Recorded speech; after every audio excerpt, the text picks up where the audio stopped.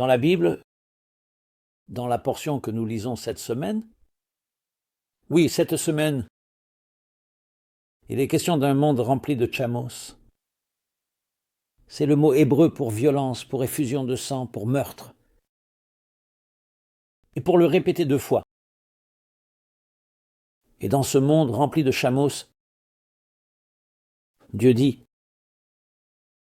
je vais finalement anéantir tout le Hamas, toute la violence, toute la corruption. Et Dieu apporte le grand déluge. C'était le dernier recours, parce que cela avait tellement rempli le monde, tellement intoxiqué, tellement pollué son environnement, qu'il n'y avait pas d'autre choix. Mais cette annihilation est venue par un déluge, qui était aussi une manière de purifier le monde. Le but n'était pas la destruction, le but était la purification. Le but était le renouveau, la renaissance. Mais parfois, il faut se débarrasser de l'infection. Nous lisons aussi comment Dieu a choisi Noé et sa famille, les justes, pour les préserver afin qu'ils puissent reconstruire le monde. Les leçons pour notre époque ne peuvent pas être plus évidentes. Hamas a infecté l'humanité. Et ils ont révélé leur jeu en montrant la brutalité, l'atrocité, l'horreur sanglante, que même des personnes aguerries ne peuvent regarder et voir ce qu'ils ont fait. Les 1350 hommes, femmes et enfants innocents, personnes âgées, bébés. Il arrive donc un moment où il n'y a pas de choix. Nous devons apporter un déluge pour effacer, pour anéantir le Hamas qui a infecté, non pas parce que nous voulons le faire, mais parce qu'il n'y a pas de choix. Mais le but est la purification, le but est la reconstruction. Le but est de faire ressortir le meilleur des êtres humains. Et ce n'est pas seulement un effort juif, c'est un effort mondial. Parce que cela nous affecte tous, toutes les personnes dans ce monde qui aiment la vie, aiment la décence et la civilité.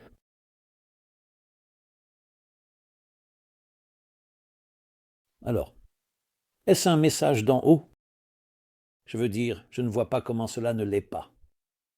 C'est presque étrange que, alors que nous lisons, littéralement, alors que nous lisons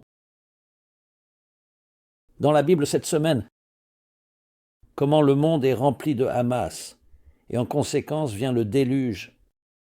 Alors maintenant, aussi, nous devons effacer et anéantir toute forme de Hamas. Commençons par la forme physique, le sens le plus flagrant de celle-ci. Je vais lire des mots du livre de Joël. Le livre de Joël, le prophète dit que la terre ennemie deviendra désolée et un désert à cause de... Et je lis l'hébreu. Maintenant, à cause de la violence faite aux enfants de Juda, parce qu'ils ont versé le sang innocent dans leur pays. Et puis cela continue dans le verset suivant. C'est Joël.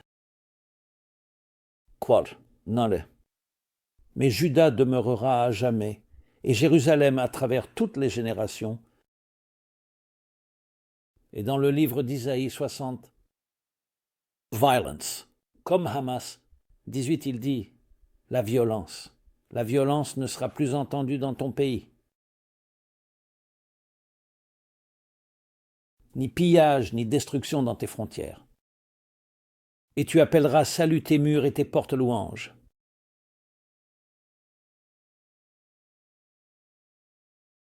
Nous regardons aussi dans le livre des psaumes 140, et cela répète encore et encore.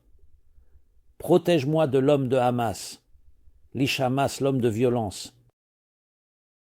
Cela se répète, je crois, 3 ou 4 fois dans le psaume 140. Finalement, dit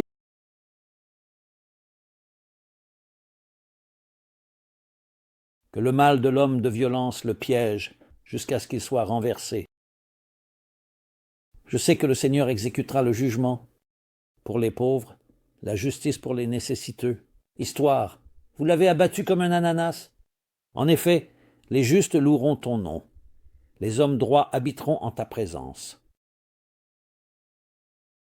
Et c'est d'un côté des choses, mais ce n'est pas notre objectif. L'objectif est la vengeance. L'objectif est de la purification.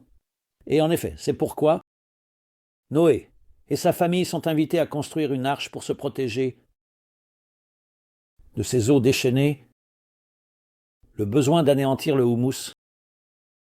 Construire une arche. En hébreu, le mot arche signifie aussi mot, construire des mots, dit le Baal Shamta, construire des mots saints, des mots sacrés de prière et de Torah, d'étude. Cela vous protégera, servira d'oasis pour les justes, les tzadikim, justes, afin que vous puissiez vous protéger et finalement reconstruire le monde jusqu'à ce que nous transformions un monde de houmous en un monde divin. Mais tout ce qui existe dans le macrocosme existe aussi dans le microcosme. S'il y a du mal dans le monde, cela signifie que nous devons regarder à l'intérieur de nos cœurs et de nos âmes pour l'anéantir aussi en nous-mêmes, même sous sa forme la plus subtile. C'est donc un moment où nous devrions déclarer la guerre, dans nos propres cœurs, dans nos propres âmes, contre même toute apparence de Hamas, toute apparence de violence, de colère, de blessure, de crime, de corruption. Nous devrions éradiquer et purifier chaque sens et apparence de cela. Et cela aussi a un impact, jusqu'à ce que nous transformions ce monde en un autre verset du livre d'Isaïe, remplissant le monde de connaissances divines, comme les eaux couvrent la mer, ce qui, comme le dit le prophète, éliminera également. Il n'y aura plus de mal, plus de destruction sur ma montagne sainte, et dans le monde entier. Chacun de nous est appelé à un moment comme celui-ci à faire cette déclaration morale. Décision, c'est très clair, ce n'est pas ambigu. Le bien et le mal, le juste et l'injuste, la lumière et l'obscurité. Et puissions-nous en être dignes, cela devrait se produire le plus rapidement possible, avec le moins de douleur possible. C'est, mes amis, l'une des leçons les plus profondes que nous apprenons, lisons et découvrons cette semaine. Veuillez nous rejoindre dans cette guerre spirituelle. Rendez-vous sur meaningfullife.com ainsi que sur notre groupe WhatsApp Spiritual War pour une gamme de ressources et d'outils pour aider à trouver la clarté, l'espoir, la force et la capacité de le démontrer. Notre passion pour la lumière, notre passion pour l'amour est plus profonde et plus grande que leur passion pour la mort, pour le meurtre, pour l'obscurité. Et cela transformera finalement l'obscurité en la plus grande lumière possible.